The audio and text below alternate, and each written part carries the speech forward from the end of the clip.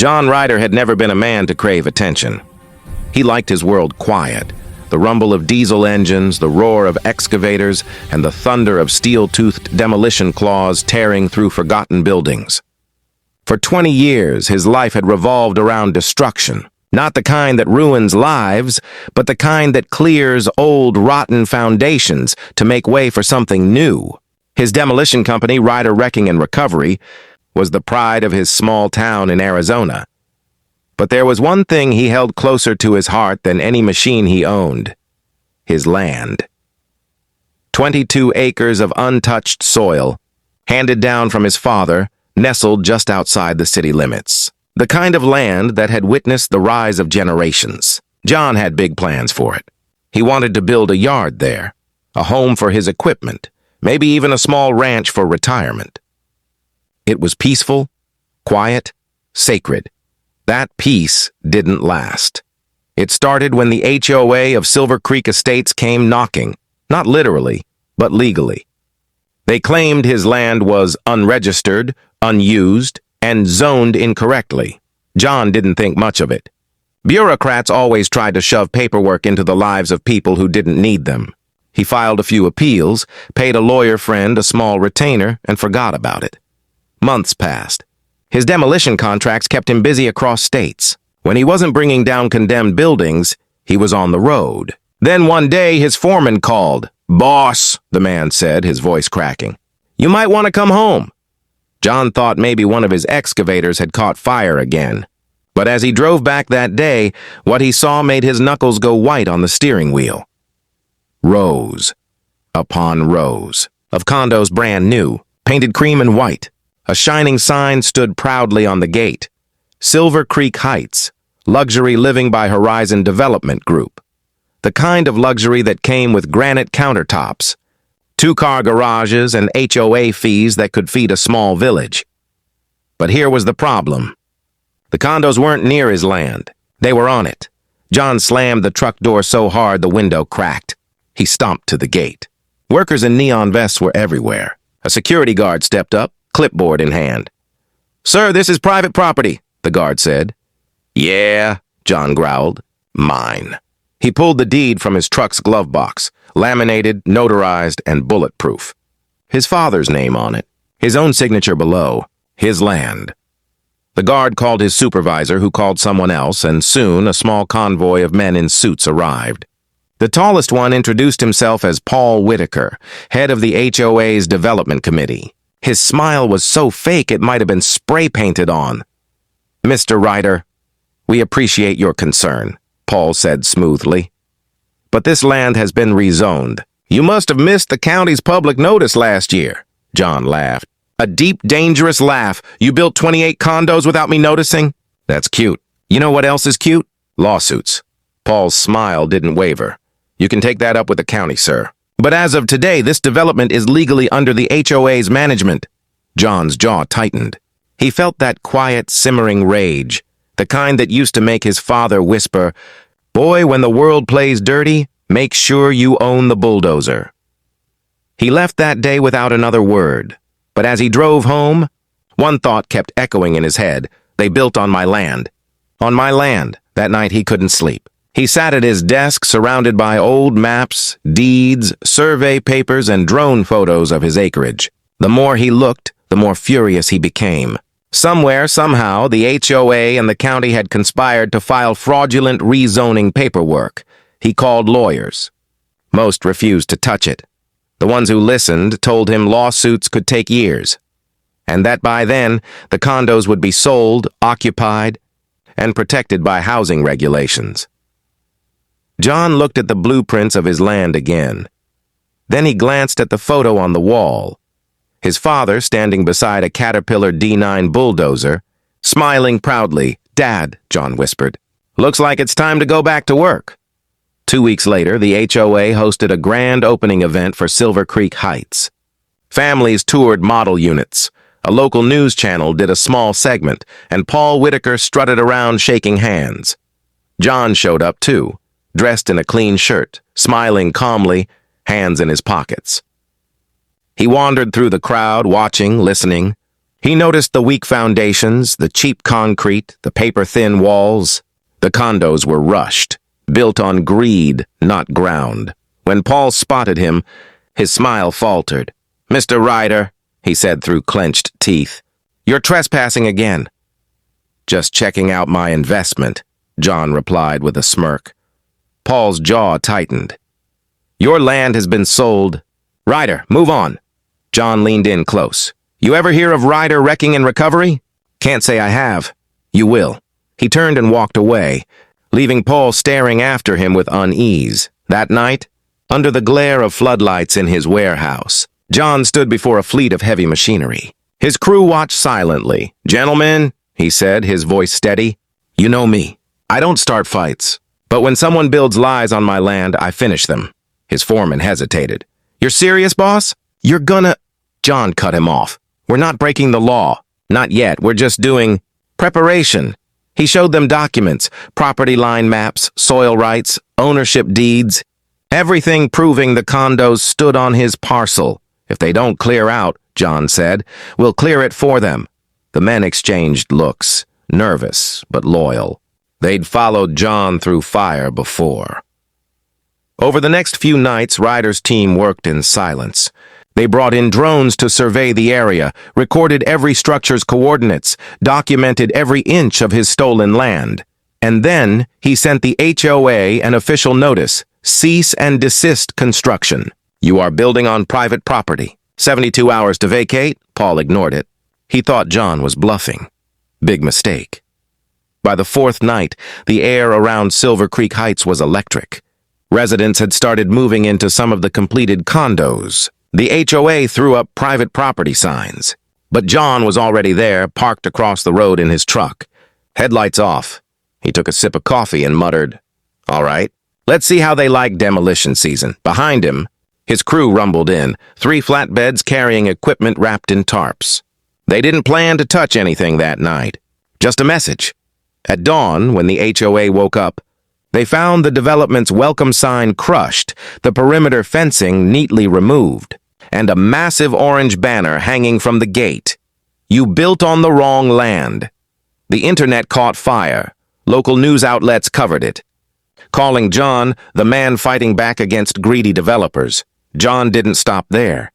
He started a YouTube channel that very night, Ryder's Revenge, to document the fight. In his first video, sitting in his garage with blueprints behind him, he said, "If you've ever been wronged by an HOA, hit that subscribe button. Because I'm about to show you what happens when the little guy fights back and wins." The comments exploded. Thousands of viewers rallied behind him. Some sent legal advice. Others sent donations. But John wasn't in it for fame. He was in it for justice, and payback was just beginning. The morning after the "You built on the wrong land" banner went viral, John's phone wouldn't stop ringing. Local reporters, social media influencers, even rival demolition contractors wanted to talk to him. He ignored them all except one, Channel 9. News, a young reporter named Samantha Hayes showed up at his office. She had a notepad, a mic, and a spark in her eyes, the kind of curiosity that could set fire to a lie. "Mr. Ryder," she began, "we saw your video. The HOA claims you forged property papers. Do you have proof otherwise?" John slid a thick file across his desk. Deeds, historical surveys, notarized transfers, documents dating back to the 1970s. "This land's been in my family for 45 years, he said. "They didn't just steal property, they stole legacy." Samantha flipped through the papers, her brow tightening. "They built all this without confirming ownership?" "They confirmed it," John replied. "They just didn't like what they found." That night, Channel 9 ran the segment. The headline read, "HOA builds condos on private land, owner fights back." Within 24 hours, the story hit national feeds. YouTube, TikTok, Reddit, everyone wanted updates from the man who stood up to corporate greed. John posted another video. "They think I'm one man, but I've got thousands of you watching, and if you're here for justice, hit that subscribe button, because things are about to get loud." The video gained 1.2 million views in a week. Meanwhile, the HOA scrambled. Paul Whitaker and his legal team filed a restraining order, claiming John's intimidation tactics endangered residents. They hired private security and barricaded the condo entrances. John smiled when he saw the fences. "They can put up all the walls they want," he muttered. "But I build machines that go through walls." Still, he wasn't stupid. He knew one wrong move could get him arrested. So he decided to play it smarter. He filed an official lawsuit. His legal argument was airtight. The land deed clearly listed his coordinates, and the HOA's rezoning documents were missing signatures from both. The county clerk and the prior owner, his late father. The court scheduled a hearing in 3 months. 3 months was too long. During that time, John's YouTube channel exploded. People loved his no-nonsense updates, watching a man fight the system with wit, grit, and heavy machinery. He didn't fake outrage. He just told the truth. He walked through his warehouse, showing his fleet of bulldozers and excavators gleaming under fluorescent lights. "Each one of these machines has a name," he said to the camera. "This one's patience. That one's mercy. You know what I call that 90-ton beast over there?" He smiled. "Justice." The comments section went wild. Fans made fan art of Justice, the bulldozer. Memes spread like wildfire. But not everyone laughed. One night, as John was locking up, he noticed a black SUV parked outside his property. The windows were tinted. It stayed there for a few minutes, then drove off slowly. The next morning, someone had smashed his mailbox. A note was taped to the door. "Stop before someone gets hurt." John didn't flinch. He just grabbed his phone and recorded. "They think they can scare me," he said. "But I build things that don't break easy." Neither do I. That video hit 5 million views. A week later, the HOA called for a private mediation meeting. Paul greeted him at the table with that same snake oil grin. "Look, John," Paul said, folding his hands, "we can settle this. We'll offer you $200,000 and a non-disclosure agreement. You'll walk away, and we'll forget this ever happened." John leaned back in his chair, eyes cold. "200,000? He said slowly. "You built 28 condos on my land. You sold 12 already. You owe me millions." Paul's smile twitched. "You won't win in court. The HOA has influence. The county backs us. You'll drown in legal fees." John stood towering over him. "You think I care about your money? You built lies on my soil. When this is over, there won't be a single brick left standing." Paul sneered. "Is that a threat?" "No," John said. "That's a promise." That night, John called his crew. He didn't tell them to attack. He told them to prepare. They gathered at the yard, welding torches blazing, fixing equipment, refueling trucks. The men moved like ghosts, focused, wordless. They all knew something was coming, something huge. John stood before them. "We've played by their rules," he said. "Filed papers, waited our turn, but they think they can buy the law, so we'll show them what can't be bought. Integrity." The men nodded silently, and then, like a general before battle, John gave his orders. "Tomorrow, 6 a.m., we go in. Cameras rolling. No damage to occupied homes, just what's uninhabited. We stay within my property line. No trespass, no crime. Just truth. The loud kind." They all understood. The next morning was crisp and golden. The town woke to the sound of engines growling in the distance. 4 massive flatbeds rolled down Silver Creek Road, carrying bulldozers and hydraulic crushers. Drones buzzed overhead, broadcasting live to John's YouTube channel. The banner at the top of the stream read, "Ryder vs. HOA, the day justice rolls." Over 700,000 viewers tuned in live. Paul Whitaker rushed out of his office, his face pale. "Stop him! Call the police!" he shouted. But John wasn't breaking the law, not yet. The units he targeted were on the undeveloped edge, still vacant, still sitting squarely inside his legal boundary. He parked Justice at the edge of the property line, camera focused on the bulldozer's front. He looked directly into the lens and said, "If you believe in standing up to corruption, hit that subscribe button. Today, I'm not tearing down homes. I'm tearing down lies." Then he dropped the lever. The bulldozer roared to life. The ground trembled. A vacant condo wall crumpled like paper. The sound was deafening. Metal, dust, and fury. Crowds gathered. Police sirens wailed in the distance. Drones captured every angle. The internet went ballistic. Paul screamed, waving his arms. "He's destroying HOA property!" "Correction," John said into his mic. "I'm reclaiming mine."